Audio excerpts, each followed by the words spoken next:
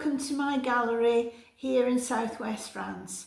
I'm Diana, I'm a watercolourist. I paint in watercolours and I help others to enjoy their watercolour painting too. Last weekend we had snow here in Haute-Vienne, which doesn't happen too often thankfully, but it does make the countryside look so beautiful, and because the trees haven't really lost their leaves, the effects were even more spectacular.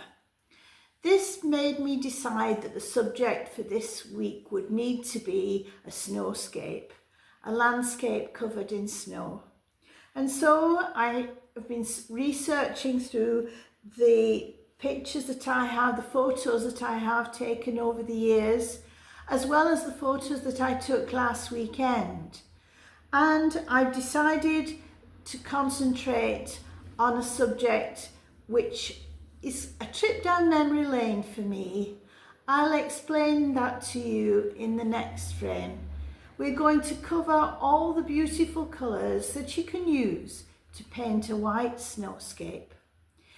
During this video, please don't forget to like and subscribe and stay with me as I go through the different processes.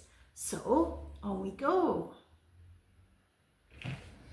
With the subject of this week's video in mind, I've been digging deep amongst all sorts of places, even on top of the wardrobe. I came across this watercolour dated 1997 and its accompanying photograph. Scotland in the snow. Nothing black and white about it at all. So many colours. So many interesting shades of blue, and other photographs which echo the same thought. Some of France. Always the sun and the sky affects the colours that we see, and this is going to be a lovely celebration of the colours of a snowscape and how we can use different colours still to portray snow, which after all is white. I've chosen as my subject, I'm going to use the photograph here, which is the original which gave birth to this watercolour. It's going to be interesting. It's going to be a trip down memory lane for me. I'm not going to paint it as big because it's a demonstration and I have to work within certain time limits. So stay with me and let's paint. This is the original watercolour painted in 1997, and here we have the photograph that I worked from originally, much more detailed, much more contrast. And so now I have my paper ready to go. This time I'm using Fabriano Artistico, which is a 100% cotton 300 gram paper, and we'll see how it goes.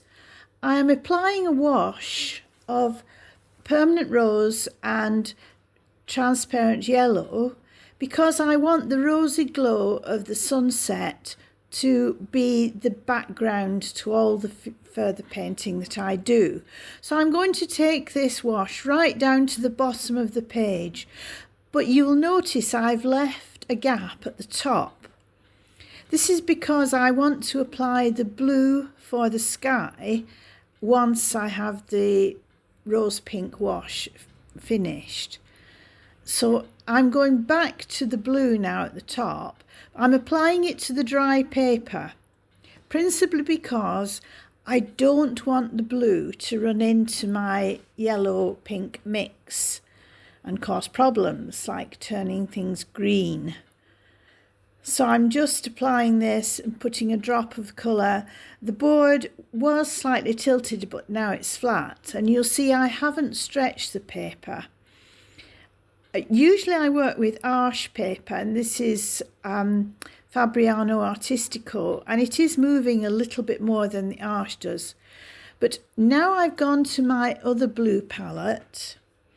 I say the other blue palette, we haven't used blue apart from just that hint of ultramarine at the top. But now I've got a cerulean blue and burnt sienna mix, which I'm using to define the distant hills. The colours in this painting are very subtle and very light, and I'm working down now using the brush in a different way, almost stippling the paint on, and this is to convey the effect of a band of pine trees growing in the distance. But I'm always careful to leave a soft edge, the lower edge, soft and blended. The colour will go up into the lighter hills, which is the effect that I want. And I'm also adding from time to time, from my yellow pink palette, a hint of pink. This is all very subtle and very delicate. I hope you can see the colours clearly enough, but there's no way of working with this lightness of colour that we can make it any more visible, I'm afraid. So I'm coming down with stronger blues now, again sticking with that combination of cerulean blue, burnt sienna and a hint of ultramarine to give me a darker foreground. And this time I'm applying the paint horizontally with an emphasis on keeping everything smooth and drift-like. We can let the paint flow across the paper as well, just to add more contrast in the foreground. I have done a pencil sketch of the gate, which is in the middle, which I'm working round at the moment. We won't define the gate until later. But this area here is darker with drifting snow. And so now I'm kind of taking the brush in a diagonal way and washing the colour up to a bank of snow along the fence line. This is to have all the different areas defined. Just making sure I have no harsh edges by adding water along the edge so that it blends seamlessly. And so now I can get started with a little bit more detail, coming back to the field boundaries in the distance defined by the snowdrifts, again using my cerulean blue and burnt sienna palette. And I want a little bit more emphasis now on the tree line, using the same palette and a smaller brush. A nervous hand helps with this. You can zigzag or dibble along the paper, adding colour and then just moving it vertically, taking the colour down vertically, because these are pine trees in the distance standing vertically.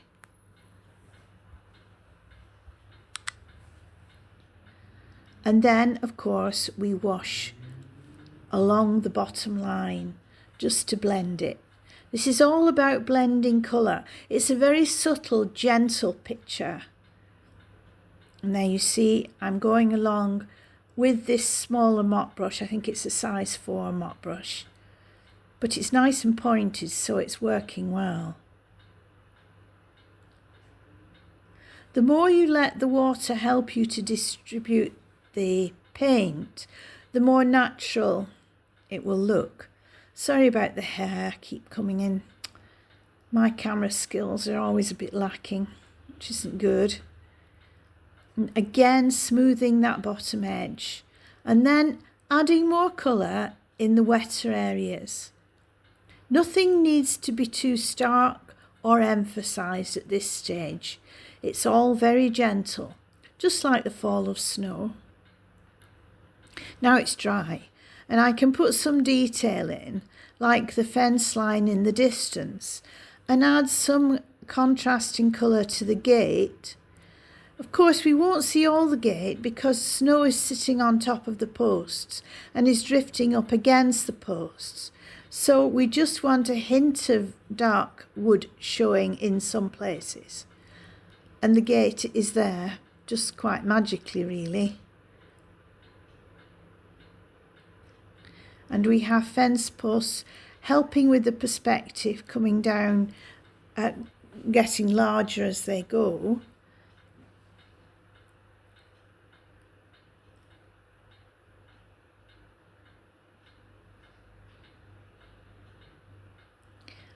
I want to go in with stronger colour in some areas where the snow is lying in a hollow or on the not the shady side of the drift.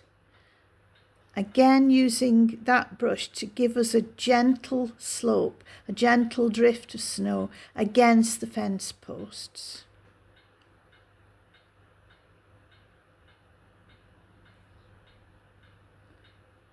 Keeping a lot of paint on the brush all the time and going in with pink.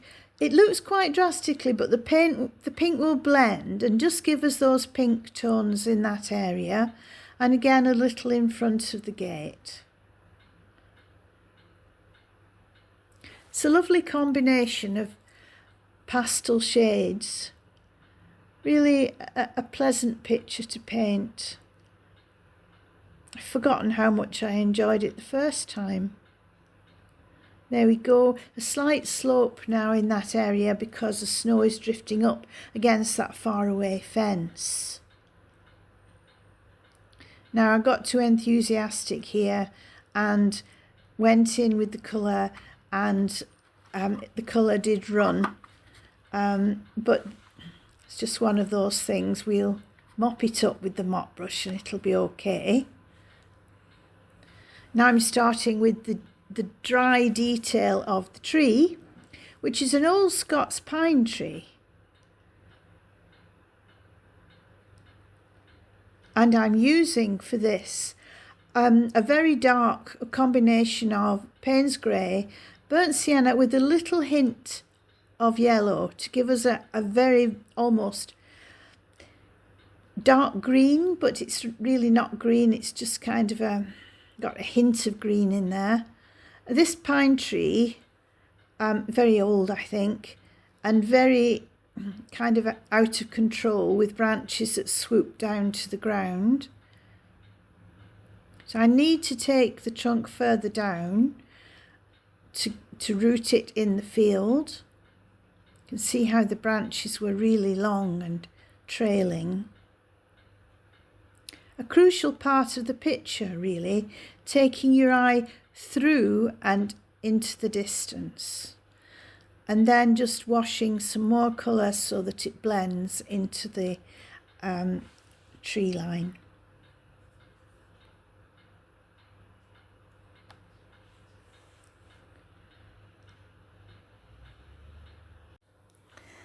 Now we can start to apply the fine detail, just a hint of the wire going between the fence posts. Now keep it a stop-start line. If you do a continuous line, it will look too heavy. Just adding more contrast where needed. And now we have to deal with the foreground, and I want darker drifts in the foreground just to balance the picture at this end of things. This isn't following the photograph anymore. This is just a little bit of artistic license. Putting the colour in and then spotting more colour to give us more contrast. And a hint of grass is peeping up above the snowdrift. You can add colour, more colour than I've done. Really, it will just blend in a lovely way. And there we have it. I think we'll call it finished. I hope you enjoyed my video. Here they are, the two watercolours, 28 years apart. That's mind-boggling, really.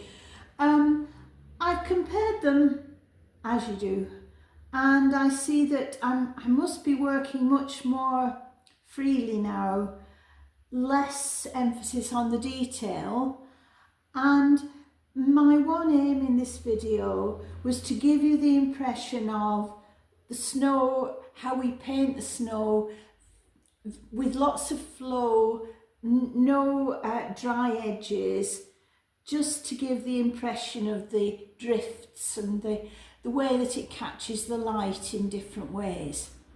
I hope you've enjoyed it. I certainly have. If you haven't done so already, please don't forget to like and subscribe and leave your comments. I really like your comments. Till the next time, happy painting. Bye.